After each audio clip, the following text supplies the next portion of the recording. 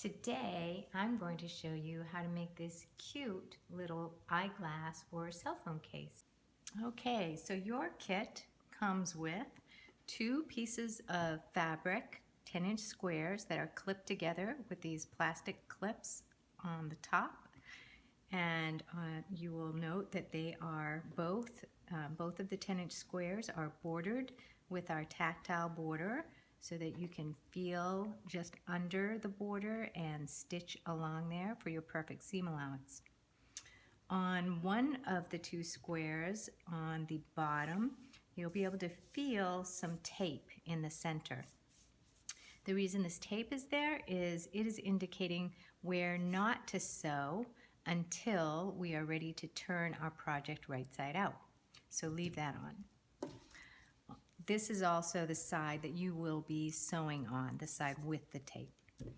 If you turn the project over, the other side is just one square with the tactile border all around.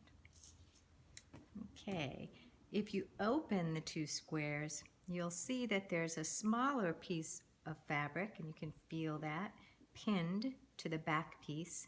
And this is going to be for the channel where your drawstring is going to go through to close up your cell phone case or your eyeglasses case.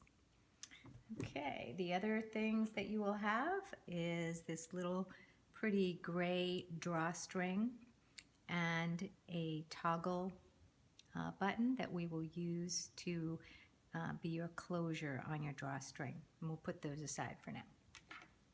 Okay, so you should have already seen our video or already know how to do the running stitch with our kits. We're just going to start with, I already have the threaded needle, and I'm going to find for me, I'm right-handed, so I'm going to start in the rightmost corner at the section where the 2 plastic clips are, and I'm going to start my running stitch right in that corner.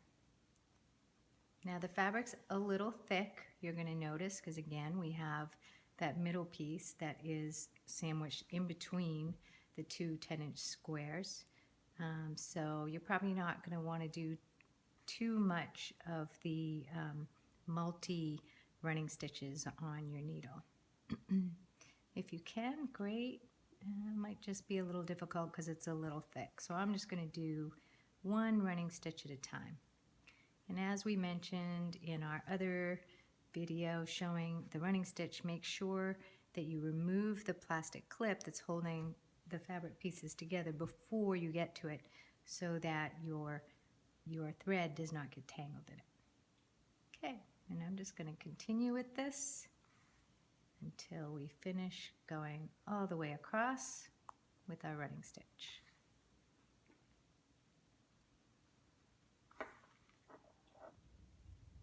Okay, so I have finished stitching from this side across the top, the 2 10-inch squares, and right underneath our tactile border. You can see it on both sides, the little red stitching.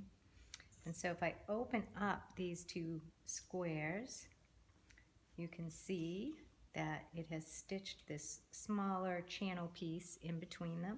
That's exactly what we wanted to do. And now what we're going to do is we're going to fold the 2 squares that we've sewn together in half lengthwise, so it looks like a long rectangle.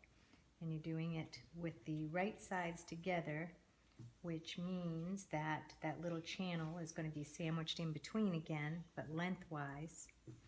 And the tactile border should be showing along the perimeter of your rectangle. Now on one side of the rectangle, you can still feel that tape that is in the center of one of the squares. That's actually going to be your lining, and you want to leave that tape on there. Take the plastic clips that were holding your project together before when you were sewing, and we are going to clip this project together starting at the top of the rectangle without the tape. So on the shorter side, I'm going to clip that plastic clip to keep it together. And then the middle side where the two 10-inch squares are joined together, clip that on. And I should have a couple of extra plastic clips that I provide for you guys. Go ahead and use those to go along the perimeter, just about, a couple inches away from each other, so that it's holding, basically you're just trying to hold your fabric in place, so that when you sew, you're going to be sewing through both layers of your fabric. So, as I mentioned, you have the tape on the lining side of your project. What we're going to do, we're going to feel where that tape ends, and it's about, a couple, 2.5 inches or so in from the corner where you'll feel the tape. And that's where we're going to start sewing. So again, we're going to start our running stitch right after the tape, and we're going to go all the way around. So I'm going to go to the right and go down the long side of the rectangle, and then all the way across the other short side of the rectangle. So let's get started. Okay, so again, right to the left of the tape, I'm going to start with my little running stitch, and I'm going to just do this running stitch toward, from right to left, right under that tactile border again, just as we always do, and go right up to the corner. Now I finished the stitching along the top of the rectangle,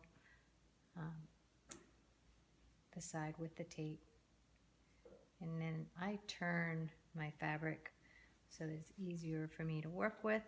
And now I'm going to go from right to left across the long side of the rectangle. And again, you're just going to do that simple little running stitch right under the tactile border, and you're joining the two halves of the rectangle together. Okay, so I've gotten halfway across my rectangle, and as you will note, because this rectangle is made up of the two 10-inch squares that we sewed together initially, there's a seam going through the middle that you come across, and that's where I am right now. It's thicker, you'll feel that seam. The tip here is just put your needle under this seam, so where the two 10-inch squares are folded in half and sewn together, and just go under that seam and then through to the other side. So again, you've got one 10-inch square on your right, one 10-inch square on your left that are joined together down the center with a seam that you sewed previously. You're going to put your needle right through those two borders, and it has the tactile thread on it, so that your needle comes through to the other side. You're basically just taking a little trip across one square to the other. And then we're going to start again going right underneath that tactile border on the other side of that seam. So this is the other 10-inch square. And just continue doing your running stitch. I have completed my running stitch. I have the fabric, the rectangular lengthwise in front of me. I started at the right after the tape on the right side of the short side of the rectangle, went all the way up to the top of the rectangle underneath, again, the tactile border, continued along the long side, and then came all the way down the opposite short side. There's no need to sew along the folded edge where there is no tactile border. Okay, so once we've done that, you just take off now that tape that is on the right side of of your rectangle. And you'll notice there's a little opening where that tape was. And we are going to be turning our project right side out by pushing the fabric through that hole and pulling it out the other end. And just do it a little at a time. It's a fairly small hole, but you can pull it through and pull it all the way through until it's formed a rectangle again, but this time it will be right side out. Now, when you pull the fabric through, the corners on the end of the rectangle might feel a little bulky. You can put your hand in and pull it up. Pull your fabric up into a bunch so that you can reach those corners with your fingers inside and just push the corners out with your finger. Okay, and then straighten it all out. And then you also have a corner on the top by the hole. Use your finger to kind of point that out too. And then you just have that one hole on the top that we have to finish.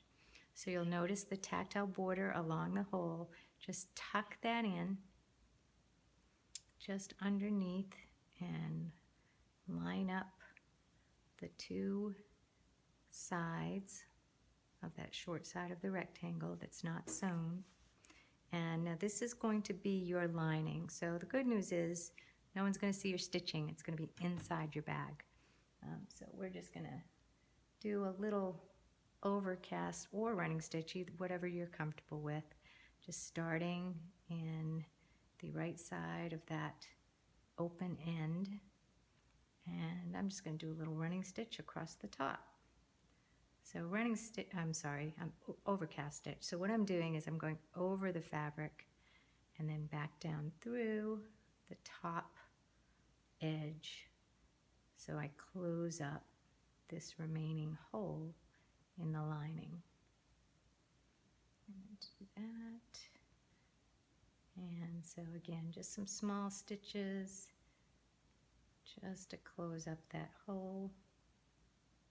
Once we've done that, we'll tie it off and show you the magical step where this rectangle becomes a bag. Okay, here we go, tie it off. Tie off my stitching, I should say. Cut the needle off. Okay, so now this is, you'll notice there's a little safety pin that was holding your channel fabric to the outer bag. So you can take that little safety pin off now since we've sewn the channel in. And what you're going to do, so the side that you just sewn, the gap closed, is the lining, as I mentioned. And if you feel in the center of your rectangle, that's where the seam is, where the two squares were sewn together. You're going to be stuffing this lining inside that seam, or underneath that seam, and inside the other half of the rectangle. So now, by doing that, you've stuffed the fabric, that's the lining, into the fabric that's your outer bag. And it already looks like a nice little cell phone or eyeglass case. The last step, if you feel along the top of this fabric channel, there is a little opening on one side, on the side with the seam. There's a triangular opening on either side of that seam that goes into the channel. That's where we're going to thread our drawstring. So I'm going to take our little drawstring and we're just going to put it into that triangular, one side of the triangular opening, and weave it through from one side of the opening all the way over to the other side of the opening. Now, if this is difficult for you, you could put a safety pin on the drawstring before putting it in the channel. It just might make it a little easier for you to feel. So I've accomplished doing that, and then I'm going to even out the drawstrings so that the tails are about the same length coming through those openings near the seam. And then we're going to take the little toggle button and press it open. So when you press it together, there's a little opening in the middle, and that's where your two tails are going to be inserted through. Insert them through that hole in the middle as you press the button, and then you can pull it down toward the fabric and just tie a little knot right at the base of the aglets on your drawstring so that this toggle will not be able to come off. And to close this bag, you simply again push your toggle in and pull it down toward your fabric, and that closes the top, cinches your bag. To open it, simply again push the toggle button and pull it away from the fabric. And there you have it. And it does fit very nicely for a cell phone and glasses.